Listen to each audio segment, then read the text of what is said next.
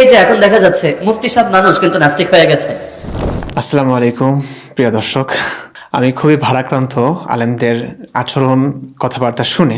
মুফতি Ali Hasan Osama এই লোকটাকে আমি খুব পছন্দ করতাম, জানেন, খুবই ভালোবাসতাম। তার শব্দচয়ন বাচনভঙ্গি আমাকে খুবই মুগ্ধ করত।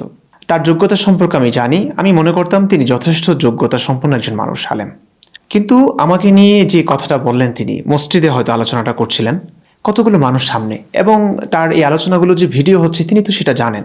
এটা জানার পরেও বৈশ্বিক একটি প্ল্যাটফর্মে কথাগুলো বলছেন, সামনে যেই শ্রোতাগণ আছেন তারা ছাড়া যে অনলাইনে এই কথাগুলো পুরো বিশ্বের কাছে পৌঁছাবে এবং অনেক শিক্ষিত যোগ্যতা সম্পন্ন মানুষও যে তার কথাগুলো শুনবে, তারা যাচাই বাছাই করতে পারে, এই ভয়টা কি তাদের নেই? আমার অবাক লাগে কিভাবে এই কথাগুলো বলেন। বারবার বলছেন যে একজন মুফতি নাস্তিক হয়ে গেছে। আমি নাস্তিক কোথায় বললাম? আমি বলেছি সংশয়বাদী। আমি এখনও কিছু প্রশ্নের উত্তর চাইছি আলেমদেরকে, আলেমদের সঙ্গে বসবার আহ্বান জানিয়েছি, বসেননি তারা। আমি কোথাও বলিনি নাস্তিক। আচ্ছা, যা হোক, এরপরে তিনি কি বলছেন দেখুন। আচ্ছা না, মুফতি সাহেব যদি এমন মুফতি দাওরাই হাদিসে একটা সাবজেক্টও পাস করে নাই, ফরিদাবাদে পড়াশোনা করেছে, তার রেজাল্ট দেখার তৌফিক হয়েছে, একটা সাবজেক্টও পাস করে নাই। দাওরা হাদিসে আমি একটা সাবজেক্টেও পাশ করিনি, ফরিদাবাদ মাদ্রাসায় পড়েছি। তার আমার রেজাল্ট দেখবার সৌভাগ্য নাকি তার হয়েছে, সুযোগ হয়েছে তার।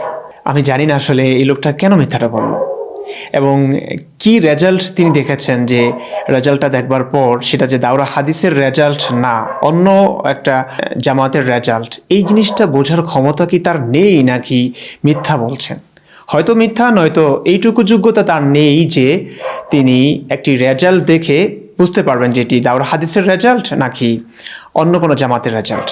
প্রিয় দর্শক, আমার দাওরা হাদিসের রেজাল্ট সেই বছর আসলে আমি আমার ছাত্র বয়স, অনেক বড় একটা বই অভিনীত জীবন, দীর্ঘ কলেবরের উপন্যাস, 700 পৃষ্ঠা থেকে এটা অনেক খাটো করে লেখা হয়েছে, 350 পৃষ্ঠা আনা হয়েছে। যা হোক, এত দীর্ঘ কলেবরের একটা উপন্যাস লিখেছি আমি দাওরার বছর। তো সেই বছর আমি আসলে রেজাল্ট নিয়ে তেমন একটা ভাবিনি, তো তেমন একটা প্রস্তুতি ছিল না। তারপরে আমি পরীক্ষায় হায়াতুল উলিয়া, ফরিদাবাদ মাদ্রাসার রেজাল্ট পরীক্ষা না, এটা হচ্ছে সরকার স্বীকৃতি দিয়েছে, আওয়ামী লীগ সরকার। আমাদের বছর কিংবা আমাদের 1 বছর আগে থেকে মনে হয় সরকারি স্বীকৃতিটা পেয়েছে। এরপর থেকে তো হায়াতুল উলিয়ার অধীনেই পরীক্ষাটা হয়।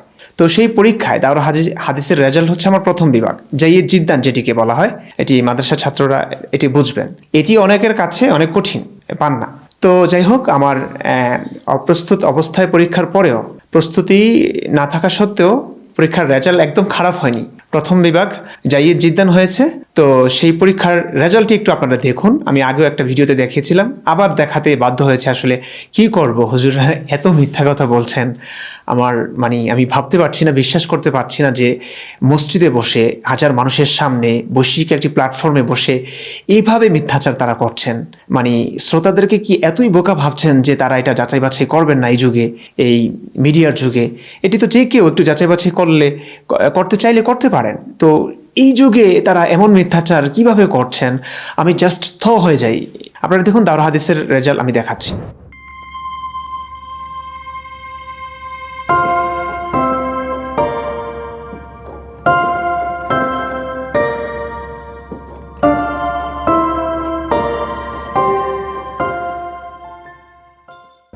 তো দেখলেন, এটি হচ্ছে আমার দাওরা হাদিসের রেজাল্ট।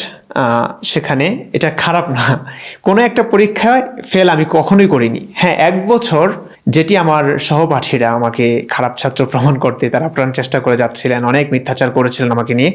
তো এত পরীক্ষার মাঝে 1 বছর, যে বছর আমি শরহে বেকায়া বছর, ফাইনাল পরীক্ষার সময় আমি বড্ড অসুস্থ ছিলাম। অসুস্থতাকালীন মুহূর্তে আমি মাদ্রাসা কর্তৃপক্ষের কাছে ছুটি মঞ্জুর করে আমি বাড়িতে চলে যাই। আমার মনে পড়ছে না, তবে এই রেজাল্টটা প্রকাশিত হওয়ার পর আমি দেখেছি যে এখানে 2-1টা পরীক্ষা আর রেজাল্ট এখানে আছে, ফলাফল আছে। তার মানে হয়তো আমি 2-1টা পরীক্ষা দিয়েছিলাম অসুস্থতা নিয়ে, তারপর বাড়িতে চলে গেছি, আর কোনো পরীক্ষা দেইনি, এবং সেই ঘরগুলো ফাঁকা। দিলে 1-2 নাম্বার হলেও তো থাকতো সেখানে। তো এই রেজাল্টটা তারা মানুষের সামনে এনে আমাকে লাড্ডু মুফতি যা তা বলছে, আমি ফেল মারা মুফতি এগুলো বলছে। এটা দাওরার রেজাল্টও না, এটা ইফতা বিভাগের রেজাল্টও না, এটা শরহে বেকায়ের ফাইনাল পরীক্ষার রেজাল্ট। এবং সে বছর আমি অসুস্থতার কারণে বাড়িতে চলে যাই, পরীক্ষাটা দিতে পারিনি। পরবর্তী জামাত হচ্ছে জালালাইন। আমাদের কমি মাদ্রাসা যারা পড়েছেন তারা তো অবশ্যই বুঝবেন, যারা পড়েননি তাদেরকে বলে রাখছি। কমি মাদ্রাসায় জামাতের নামগুলো ওই শ্রেণীর জামাতের মূল যে কিতাব, প্রধান কিতাবের নামানুসারে জামাতের নামকরণ করা হয়। সেই হিসেবে শরহে বেকায়া মানে হচ্ছে একটা কিতাবের নাম। তো ওই শ্রেণীতে শরহে বেকায়া হচ্ছে প্রধান কিতাব, সেই শরহে বেকায়ার নামানুসারেই জামাতের নামকরণ করা হয়েছে। এবং পরবর্তী জামাতের নাম হচ্ছে জালালাইন, মানে ওই বছর তাফসিরে জালালাইন পড়ানো হয়, তো জামাতের নামও জালালাইন। তো জালালাইনের বছর উঠে আমি জালালাইনে কিভাবে উঠলাম এটা একটা প্রশ্ন। কারণ ফাইনাল পরীক্ষায় আমি তো ফেল করেছি। ফেল বলতে আমার পরীক্ষাগুলো দেওয়া হয়নি, যেটি আমাকে আমার সহপাঠী আমাকে বলছে যে আমি ফেল। আচ্ছা, যাই হোক, তো আমি জালালাইনের বছর ভর্তি হয়েছি গত বছরে, এর আগের বছরের দ্বিতীয় সাময়িক পরীক্ষার রেজাল্ট দিয়ে। সেটা ভালো ছিল। কেমন ছিল আমি জানি না, মনে পড়ছে না। ভালো ছিল, কারণ আমি সবসময় ভালো রেজাল্ট, আমার মুমতাজ হয়েছে, বেশিরভাগ পরীক্ষায় মুমতাজ হয়েছে। তো দাওরার বছর যাই জিদ্দান হয়েছে। তো আমি সে বছর ভর্তি হলাম, আমার সহপাঠীদের সঙ্গেই একসঙ্গেই আমি দাওরা পাস করলাম। কিভাবে তারা, কোন রেজাল্ট তারা দেখে বলছেন দাওরা হাদিসে নাকি আমার একটা পরীক্ষায়ও পাস করিনি আমি, কিভাবে বলছেন? আমার জাস্ট অবাক লাগছে। একটা মানুষ এতগুলো মানুষের সামনে কথা বলছে, এটুকু যাচাই বাছাই করা ছাড়াই কিভাবে সম্ভব? এটা আপনাদের পক্ষে কিভাবে সম্ভব? অন্তত একটা সাবজেক্টেও 33 পেলে একটা মানুষজন থাকতো।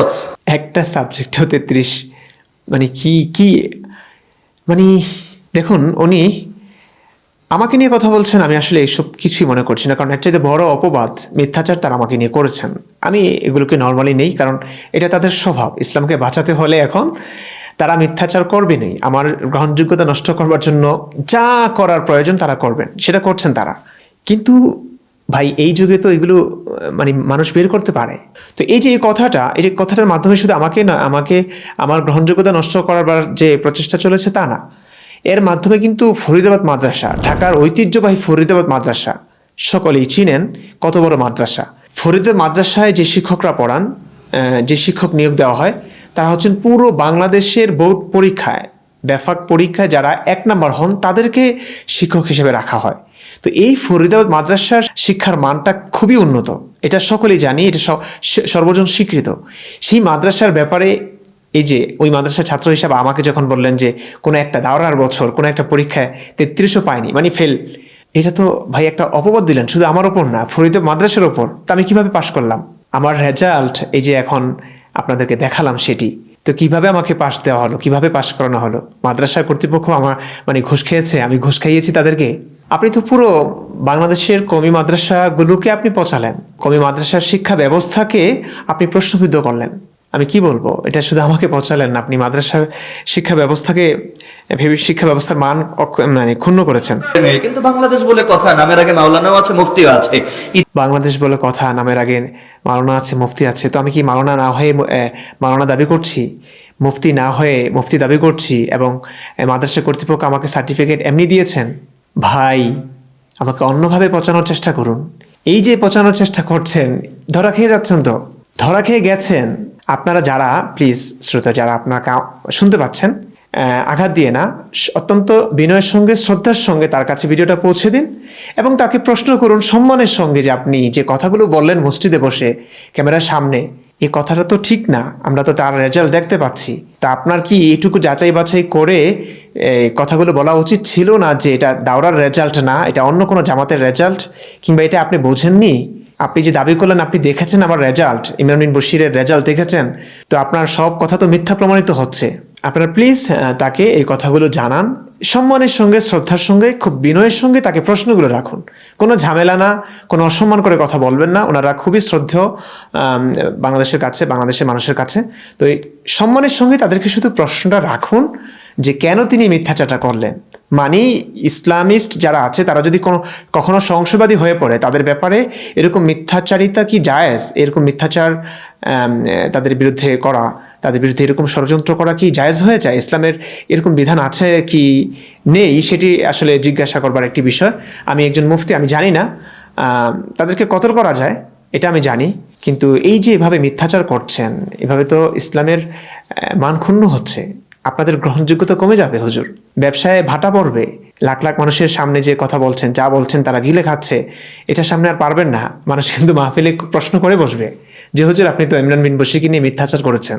মানুষ যথেষ্ট সচেতন, সবাইকে বোকা ভাববেন না প্লিজ। ইতিমধ্যে নাস্তিক হয়ে প্রতিদিন নাস্তিকতার প্রচারণা চালিয়ে যাচ্ছে সোশ্যাল মিডিয়ার মাধ্যমে। আমি নাস্তিকতা প্রচার করছি না। আমার প্রত্যেকটা ভিডিওতে কোরআন হাদিসের রেফারেন্স থাকে, প্রত্যেকটা ভিডিওতে আমি রেফারেন্সগুলো শো করে তারপরে ভিডিও করি। আপনি কিভাবে বলছেন নাস্তিকতা? মানে কোরআন হাদিসের প্রচার করা কি নাস্তিকতার প্রচার?